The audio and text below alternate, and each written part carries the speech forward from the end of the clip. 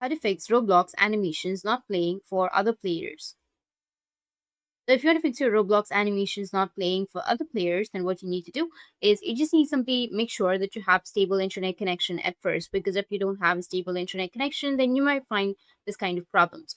Once you check your internet connection, the next thing you need to do is restart your Roblox or relaunch your Roblox.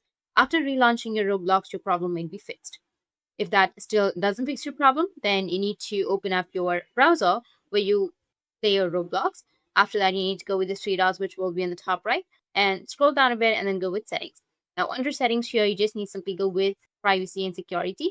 Scroll down, go with delete browsing data, and then delete all of your browsing history. After deleting your browsing data, your problem may be fixed. But if that still doesn't fix your problem, then you need to rejoin the game or switch to a different server, because the problem might be with your server or with your game. So change that and your problem might be fixed. Or if that still doesn't fix your problem, then completely reinstall Roblox. First, you need to go and uninstall your Roblox application. After uninstalling, go with the official page or the official website and install Roblox, and your problem will be fixed. That's it. And if you have any questions, feel free to comment below. Thanks for watching.